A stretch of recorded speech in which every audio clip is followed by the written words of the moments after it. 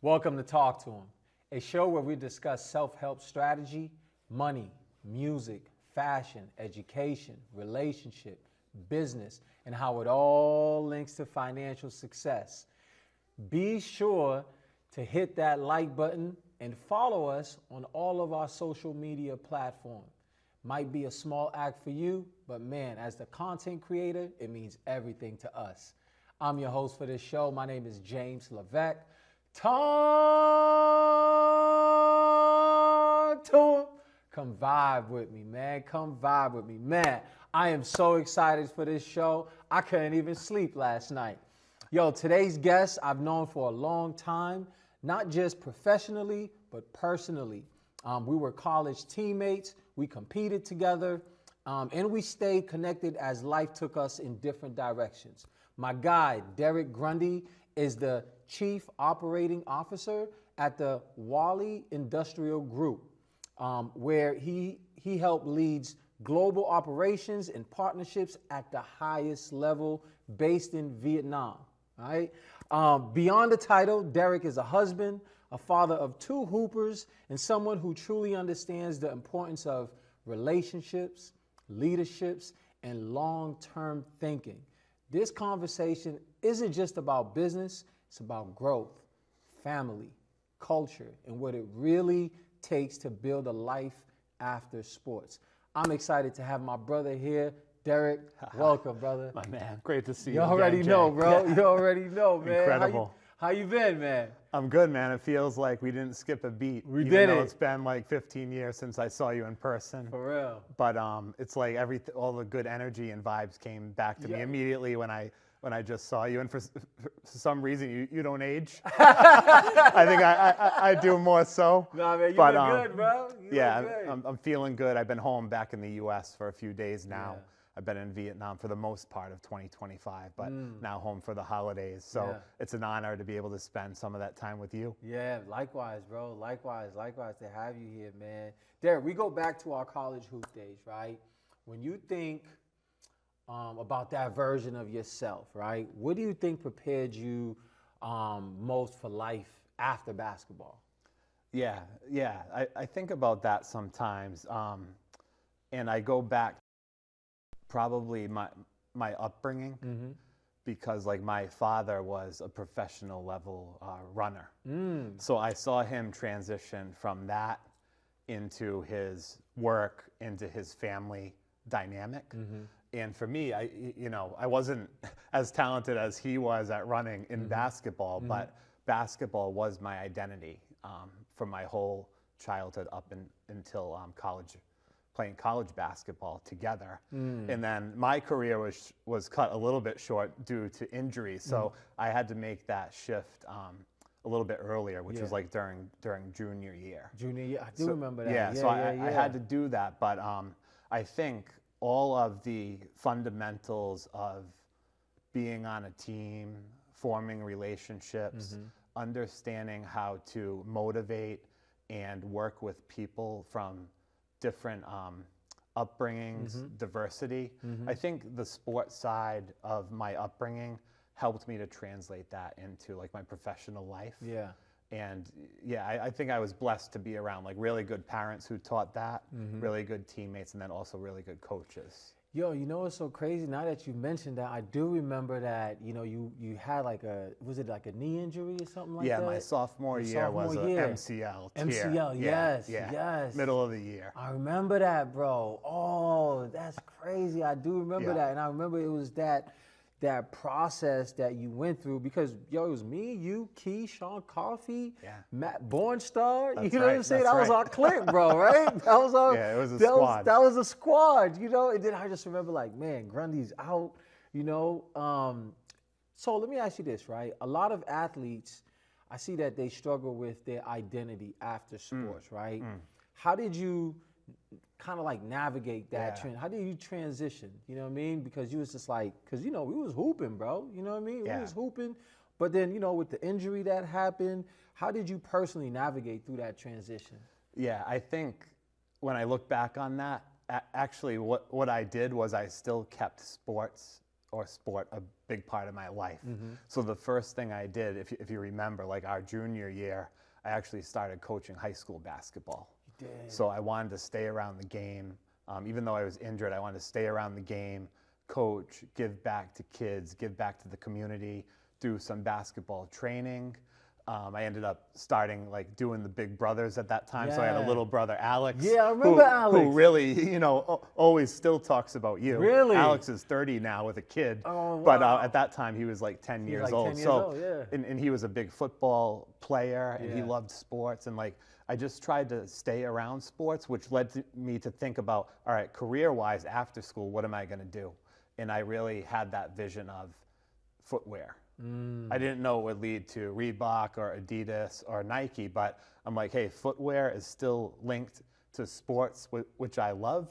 So maybe that's my passion, and I kept trying to pursue that. So, so life after sports, it didn't really happen because I'm still working in the sports realm. That's true. Which makes me like, it brings me really good positive energy, and it makes me feel like, hey, I'm lucky. It doesn't feel like work. It feels like something that I want to do, that I enjoy doing. I like that. I like that a lot, bro. You know what's so crazy? I remember we took like a class with Gentili. Yeah. Remember Gentili? Yeah. She was I just tough. ran into her yesterday. Really? Her son is playing on St. John's Prep, and we were at the game. Wow. Yeah. And I always hated Gentili's class because I didn't hate it. It was the fact that she expected us to kind of like do the extra stuff. Yeah. You know what I mean? Which is what a good professor wants you to do, right? Sure. And I always wanted to know, right? Was there, because I think her class was like a sports business type class, right? Was there a moment where just business kind of clicked for you? Yeah. This is a great question, and I was preparing a little bit for this question, but I didn't know you were going to link it to Gentili's class. Yo, because that's what. But it has everything to do with what I'm about to say, which is crazy. I just told this story to someone recently. In that class, our freshman year, if you remember, we had to follow a sports company. We had to follow their stock, their executive team, all that stuff, right? And we had to report on that. And the company that I chose at that time was Adidas. In the footwear industry, we say Adidas. So this was Adidas, and I was studying like their management team, which was Herbert Heiner, who was the CEO at the time, and this guy, Roland Oschel, who was the chief sales officer at the time. And just following their stock and like, hey, what is Adidas doing for marketing? All that stuff, right? And I thought that was cool. I'm like, oh, this is fun. Maybe someday I can work in that industry, right? But I had no clue how the journey would play out. So that was around 2001. Fast forward to like 2009, going into 2010, I was at Reebok. I was working for Reebok. I remember that. I was on stage presenting for a marketing meeting, and I look up in the crowd. Who do I see? Herbert Heiner and Roland Oschel, because Adidas owned Reebok at that time. And then they were in the meeting, and all I could think of was Gentili's class. I studied these two guys when I was 18 years old, 19 years old. Now I'm presenting to them. That's crazy. And what happened was, in that presentation, I was launching a new product called Reebok Zig Tech. Yes. My whole screen shut down. They had an IT issue. The screen went off, and those two guys were in the front row. And it brought me back to the memory, like, wow, this is a difficult situation. But what happened was, how'd you swag that, yo? Yeah, I had to think on my feet, literally, and be flexible. So I just decided, all right, I was going to play a video. It's not working, but I'm gonna reenact the video. I'm gonna act it out. So I was acting out like what the customers in Foot Locker and Finish Line were saying about the Zig Tech, and kind of being animated about that. And then the meeting ended with a round of applause. But what was great was, later in the day, Roland Oschel, the guy who I studied, right? He actually tried to find where I was. So he went into a meeting room and said, hey, where's the guy who had the video problem? And they said, oh, he's over here in the meeting. And he came up to me. He said, I just want to tell you, like, what you did is incredible. And it brings me back to when I was young, interviewing for a job and my screen shut down, and I just want to tell you, you did a great job. Wow. And I was like, wow, he didn't have to do that. Yeah, you know, he's like a board member of Adidas. Yeah. But it made me think of like later in life, it was like, it doesn't matter the rank of people. If you can touch their heart, be kind to them, motivate them, it can do a lot for them. And I always think about that story. Yeah. And later, Roland and I stayed in touch throughout the years, and he ended up becoming one of my key mentors in the footwear industry. Wow. So it circles all the way back to Gentili's That's class. Crazy, bro. That is crazy. Wow. You know what's so funny too? As you're talking about this, I'm remembering the journey of you when you was in Reebok. Then after Reebok, where did you go after that? Yeah, so I was at Reebok for 10 years. 10 years. First after Endicott, after I graduated Endicott, did the MBA at Endicott, Boom. I started with a startup company called AQX, which was like a water shoe to do training in the pool. Yeah. Did that for 3 years, went to Reebok for 10 years. 5 of those years were in the Boston area, 5 were in Vietnam. Vietnam, okay. And then I was introduced to the CEO of HuaLi Group in late 2017. Okay. They needed somebody to oversee their Nike operations. So HuaLi is a manufacturer. We make Nike, Adidas, Puma, On Running, Hoka, Under Armour, Uggs, Kohan. We make a lot of different brands. Wow, really? But at that time, they were looking for a general manager to handle their Nike business. So a friend of mine introduced me to their CEO, and we hit it off, and I left Reebok at that time. And now I've been at HuaLi for about 8 years now. Wow, that's amazing, bro. How's that been? How's that journey been? Oh, it's great, man. It's been good. It was a big risk at the time. I was jumping into the unknown, you know, joining a Taiwanese-owned factory group as the only Westerner in the whole company out of 170,000 employees. But I've been able to learn a lot, like work with great people, and we've been able to grow the Nike business. So like my bosses are pleased with that. Yeah. And I've like been able to form a really strong team. Wow. Let me ask you this, right? Yeah. How different is leadership in the global environment compared to leadership in the United States? Because you know, you back and forth. Like, what's the difference? Yeah, it's a great question. I think overall there's cultural nuance everywhere, so you have to be astute and you have to study some of the small cultural things that may occur. But what I found, you know, traveling throughout the years to many different countries, working in multiple countries, is that no matter where you are, people respond well to kindness, how you treat them. Good vibes, active listening, paying attention to them, understanding each individual's motivation. It doesn't matter where you are in the world. I think that can help you win and can help you form like a really good team and dynamic. I like that. And it takes time, but like that relationship building, I think works across all different cultures. Let me ask you this, right? Let's go towards like, okay, since we're talking about culture and teamwork, all these different things, right? You know, you met your wife, Sarah, right? Mrs. Grundy, right? Like, let me ask you this. At Endicott, I think I might have been there, right? Yeah, that's right. At one of those parties, right? What role has partnership played in your career growth, especially, you know, with such a demanding global role? You know what I mean? Because I know there's a lot of sacrifices that has to take place. All of that. Like, what role has that? You know, has she played? You know, in overall. Yeah. It's not a small role. It's a major role. Everything. I would say it's everything because in the early stage of my career, like I mentioned, I was at that startup company. That was like a commission-only job. I basically didn't have any income for almost 1 year. I was trying to figure out how to work with the startup. And Sarah was a nurse at that time. Graduated from Endicott. We were living together.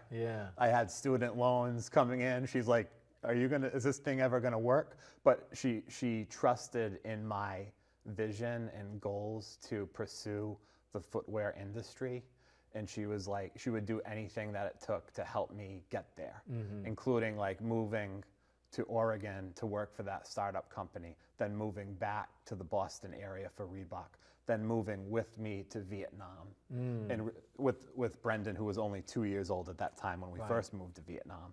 And she always said, hey, yeah, let's do this. You should do this. You should try this. She always like supported me in that way. Yeah. And even to this day. So I'm very fortunate. And if she ever said, you know, oh, this is too much, this doesn't work, I would change. But she's always, you know, extremely supportive of things. So yeah, I'm lucky. Shout out to Mrs. Grundy. Shout out to Sarah. That's okay? Right. Shout out to Sarah. She's always been very kind and warm, man. Yeah. She just always showed love, you know, and I was always like, Jay, you know. Like, I love Sarah. She does like a really good job, man. And how do you stay present as a father while managing responsibilities across time zone and all these different, you know, how you're moving? How do you stay present? Yeah, so in 2014, when we moved to Vietnam, Brendan was 2. Yep. Myself, Sarah, and Brendan, we lived in Vietnam. Okay. And then Colin was born in 2016. Okay. And we were in Vietnam. So the kids, my kids grew up in Vietnam for like 7 years. We were all together. And then 2021, COVID happened. Yes. And we all came back to the States. It was supposed to be temporary, but COVID kept getting worse in Vietnam. So the kids had to enroll in school. And they were like, Dad, we love it here in the States, because they never really grew up in the States, right? Yeah. And they're like, there's so much basketball, the schools are great. So at that time, Sarah and I made the decision, all right, you guys stay in Vietnam. I'll try to go back and forth as much as possible. And we've been living that type of lifestyle for the last 4 years.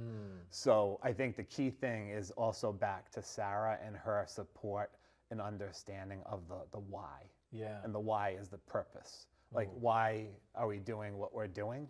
Ultimately, we're living this lifestyle and sacrificing for the future of our family. Yeah. And the kids and their kids and generations to come. Yeah. And we're really like on the same page with that.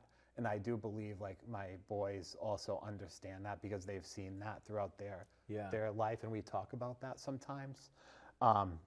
So I try to get back and forth as much as possible. Yeah. But nowadays technology also helps to play a big role. Actually, it's true. Like, you know, like FaceTime wasn't around when we was when we was coming up. That's you know. So that definitely helped. And I see your boys hooping. Yeah, yeah. He's hitting up. He's got the Grundy jump shot. Yeah. You know what I mean? Yeah, he's never seen a shot he didn't like. Yeah, we're similar in that way. Yo, my boy's hooping, man. You know what I mean? He's hooping. Is your little one hooping in the car? Yeah, he's playing. He's playing. He's also playing flag football. Okay. And he's into music. So they're a little bit different in some ways, but they do both enjoy basketball. Really? Wow. Yo, let's go back a little bit, man. How was like in the COVID experience in Vietnam? Because over here, some spots was closed down, but then some spots was open as well too. You know what I mean? And you could have like maneuver around, but also, you know, was it as bad over there, or how was that experience? Yeah, COVID in Vietnam got pretty bad. You know, there's 90 plus million people in Vietnam. Yeah. It spread quickly because people are like working in factory environments. A lot of people, you know, working close proximity to each other. However, the government took a pretty aggressive stance to shut things down. So there was a point in time where I couldn't even fly to the north of Vietnam, where our factories are, for like 1 year. I was stuck in South Vietnam, in our apartment in Ho Chi Minh City. And the reason we ended up going home in the middle of 2021 to the States is because it was at the point where the only way you could get food is if the military delivered the food to your doorstep. Wow. And at that point, we were like, we need to go. We need to get back to the States. Yeah, yeah. And then we went back. So it was like nothing we had ever experienced, right? Because it never had happened before. But we tried to stay productive. We tried to utilize remote working. The kids were studying online on the computer every day. But it did lead us to come back to the States, and then Yeah. it changed the whole trajectory The whole of thing. the family like dynamic. Yeah. It's a big deal. Yeah. Man, you know I got some trivia for you, Derek. I got some Go trivia. ahead. I got some trivia for All right. you, all right? I'm a little jet lagged. I don't know if It's that's all going to right. get in the I way. got you, though. You know? All right, got all some- right. Okay. All right. Let's go into some Boston Celtics history. Who was the first black coach for the Boston Celtics? Oh, was it player coach? Was it Bill Russell? Ooh! That's the player coach, man. Okay, all right. Okay. I didn't Google anything. You didn't Google man. nothing, bro. No AI, nothing like that. All right. Let's go back to this. This is something that I wanted to ask you, right? Because at your level, you know, the pressure definitely doesn't go away, right? How do you manage the stress, decision fatigue, jet lagging, family, got to make decisions, got to manage group of people. How do you manage that? Yeah, that's a great one. I think it takes time to develop how to create a system for yourself, because you know, as you grow in your career, you actually start taking on more. So your scope becomes bigger and wider. But you need to understand, like, you can't do all the work alone. If you think you can, it's just going to lead to stress.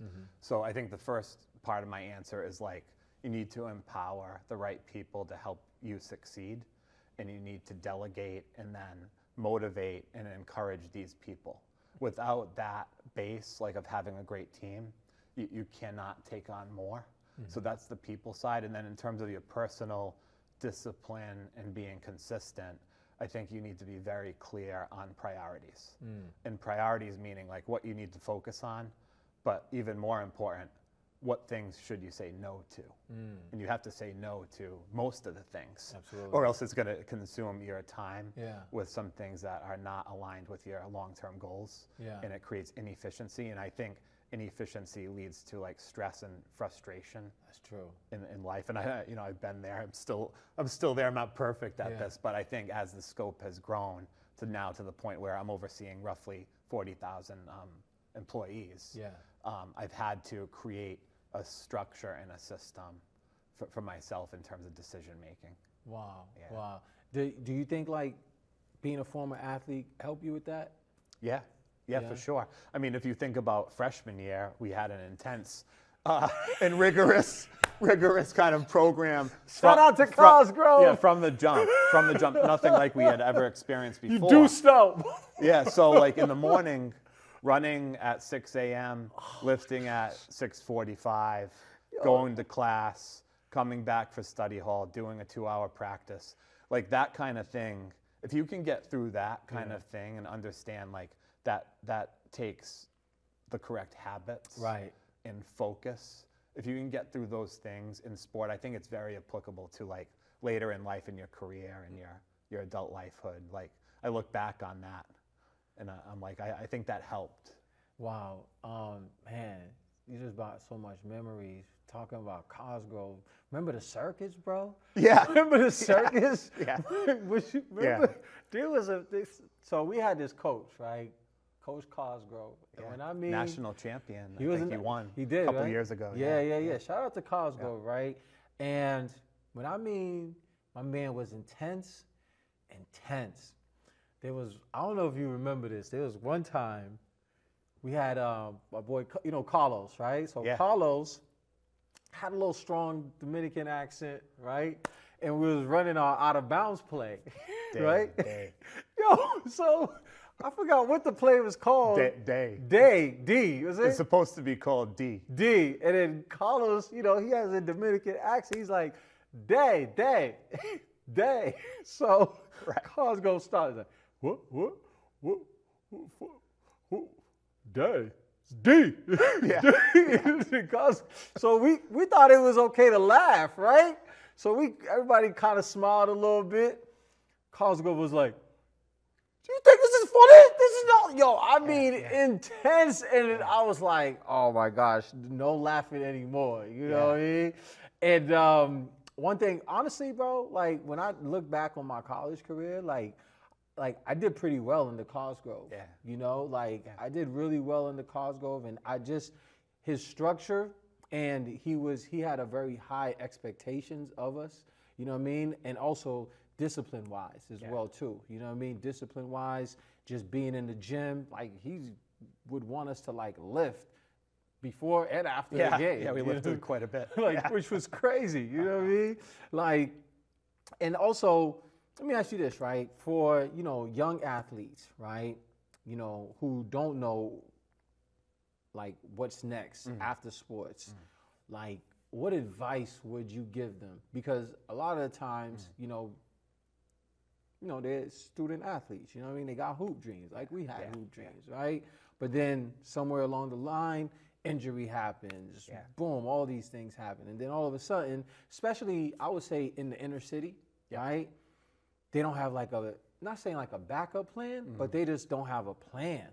And they just don't know how to maneuver it, you know what I mean? Because there's instead of just making it to the league, you could become a referee. You could get into like, footwear, all of these things. It's a big business, right? So my thing is, what advice would you give that young athletes out there that, got hoop dreams, but for whatever reason they run into circumstances, hoop dreams is done. How can they kind of like, make something out of themselves? Yeah, that's a good one. I think it's also applicable to like young people who are trying to figure out what's next. Yeah.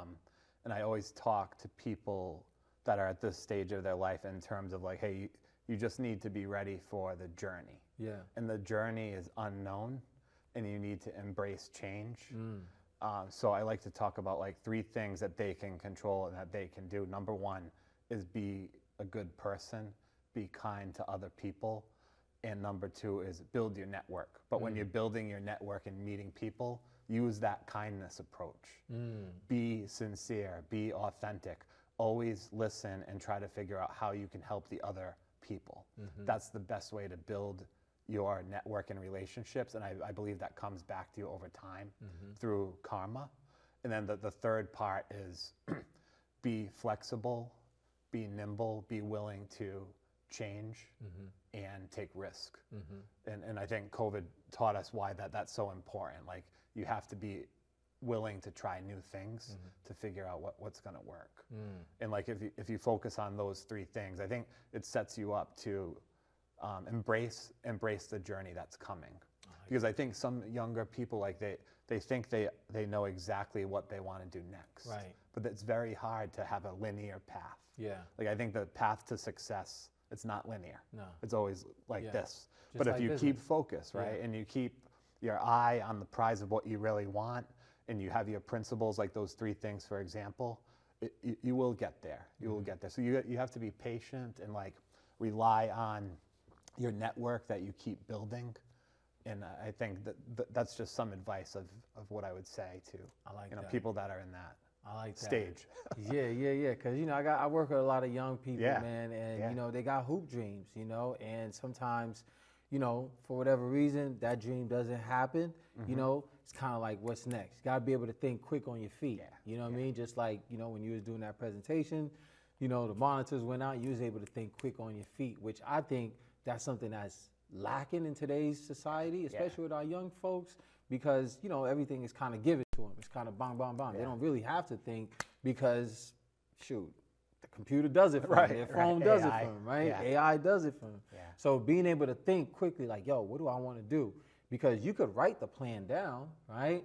But also it's like, sheesh, unforeseen circumstances. Yeah, the world changes. The world changes, all of that, right? You know what it is? Trivia time. Okay, trivia. What is the average shoe size for a woman? In the U.S.? I didn't have that. Okay. This is a good one. I'm going to go with women's U.S. 8. That was close. Oh, 7.5? 6. 6? Okay, all right. Six. That's smaller than I thought. 6, man. Okay. I should know that. Yeah. Yo, so let me ask you this, right? if you had to compare business seasons to like basketball seasons, right? What quarter are you in right now? In terms of our business? Yeah. Yeah, so HuaLi Group, the group that I work for, we're a publicly traded company. My bosses are Taiwanese, but we're traded in the Shenzhen Stock Exchange in China. And our fourth quarter ends at the end of this year. Yeah. So we're almost at the end of the year before we close out the year. Nike's a little bit different. Nike's my customer, and their fiscal year is different. Actually, an hour ago, they just completed their fiscal year 26 Q2 earnings call. Yeah. So after the show, you can check out the call. You'll see that their revenue was up this quarter. But that's how we kind of look at our quarters. Wow. You know, and then for us, once we hit January, it's like, hey, what are the targets for the new year? So when I go back to Vietnam in the middle of January, that's the big focus for myself and our team, is to look at, hey, what are we getting after for 2026? Okay. What are the priorities? Yeah. We're getting ready to wrap up here, and then I wanted to ask this question, right? Like, if someone's watching this and wants to build a career that allows them freedom, family, like, where do you think they should start? Where should they start? Okay. I think it's probably, like I mentioned, based on habits, their consistency to pursue their dream and their goals, and making sure they understand that not every day is going to be a good day. Yeah. But you need to show up. You need to put in the effort. And over time, I believe, like, if you focus on those things, things are going to work out. And when you have an opportunity, try things. I think especially when you're younger, try different things, knowing that some of those things won't work out. But when you have those opportunities, try to always think about how you can add value, how you can add value for your teammates, your bosses, your colleagues. And usually, from what I've seen, that is the reason other opportunities open up. Because people will say, wait a minute, I worked with a guy named James on this project or in this company. His attitude is good, he works hard, and he would be ideal for this. Usually those opportunities come from other people that you've impressed. That's true. So I think, like, the focus is building your reputation through your actions and, like, your habits. I like that. Yeah, that's what I would say there. Yeah, I like that, man. This is called rapid fire, right? Rapid fire. I'm just gonna throw some questions at you real quick. Morning routine or night routine? Morning. Okay. Yeah. Books or mentors? Ooh, I would say both, but I'm more of like a people guy. So if I had to choose, I would go mentor. Ooh. Yeah. Basketball mindset or business mindset? I think everything's rooted in sport at some level, especially because of how I grew up. So I'd go basketball. Wow. Okay. Legacy over lifestyle or balance of both? Legacy. Why? I think since I've been working in Asia, the mindset to doing business, I've probably adopted more of a long-term way of thinking in terms of building for the next generation and being patient to not think about just the short-term wins. So I think over the last 12 years of living in Asia, my mindset of making decisions is always based on legacy. Legacy. Yeah. Wow. That's interesting, bro. That's interesting. Man, this was good, bro. This was good. This was really good, man. Derek, man, thank you so much, bro. You know, this conversation really hit home, Derek. You know, I really appreciate you for pulling up and sharing not just your professional journey, right, but your perspective as a leader, a husband, and a father as well. From lessons we learned on the court to the responsibilities you carry in global business today. This was a reminder that as you was talking, relationships, discipline, and character, right, travels with you no matter where life takes you, bro, you know? And as I'm just listening to you, I'm like, man, character, discipline, relationships, just keeping it tight with people. I'm humbled for you to say that. Nah, bro, like, I'm just hearing you talk. I'm like, yeah, you know? So to everyone watching and listening, if you took something from this episode, make sure you like, share, and subscribe. Derek, is there anything else that you would like to leave, our guests with words of wisdom? My words of wisdom would just be like, you James Levesque, are living proof that like hard work pays off. I just admire what you've done, not only in your college career as a student athlete, but as a father, as a business leader, as an educator, as someone who literally is willing to try different things to see what where your passion lies. Yeah. And you're extremely talented at doing these podcasts and making connection with people. And I think that's why it feels like we didn't skip a beat in terms of our friendship and seeing each other. So I'm humbled by being on the show and seeing you in action, man. Yo, thank you, brother. You My already pleasure. know. Thank you, bro. This your main man, Jay. Thank you so much for watching. Live, love, light. Oh, holla! Me and my man Derek just dropped a classic.